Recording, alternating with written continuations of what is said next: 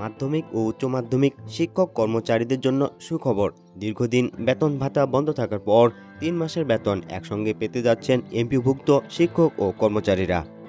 এক প্রেস ব্রিফিংয়ের মাধ্যমে শিক্ষা নিয়ে সম্প্রতি শিক্ষা অধিদপ্তর থেকে এ তথ্য জানানো হয়েছে। শিক্ষা অধিদপ্তর থেকে বলা হয়েছে, পঞ্চম ধাপে প্রায় 16,500 শিক্ষক কর্মচারীকে 3 মাসের বেতন একসঙ্গে দেবে সরকার। ইতোমধ্যে তাদের 3 মাসের বেতন এবং বোনাসের জিও জারি করা হয়েছে। চলতি সপ্তাহের মধ্যে তারা বেতন ভাতা পাবেন।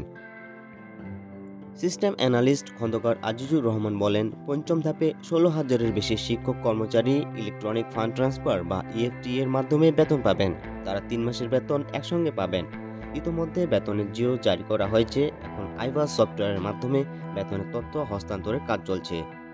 সবার অবগত আছে, সরকারি কর্মকর্তা কর্মচারীরা ইএফটি এর মাধ্যমে বেতন ভাতা পান। তবে বেসরকারি শিক্ষা প্রতিষ্ঠানে কর্মরত এমপিওভুক্ত শিক্ষক কর্মচারীদের বেতন ভাতা সরকারি কোষাগার থেকে ছাড়া হলেও তা রাষ্ট্রায়ত্ত 8টি ব্যাংকের মাধ্যমে এনালগ পদ্ধতিতে দেওয়া হয়। এই অর্থ তুলতে শিক্ষকদের নানা ভোগান্তিতে পড়তে হয়। অনেক সময় মাসের 10 তারিখের পরেও আগের মাসের বেতন ভাতা জোটে। এতে শিক্ষকদের অনেক সমস্যার সম্মুখীন হতে হয়।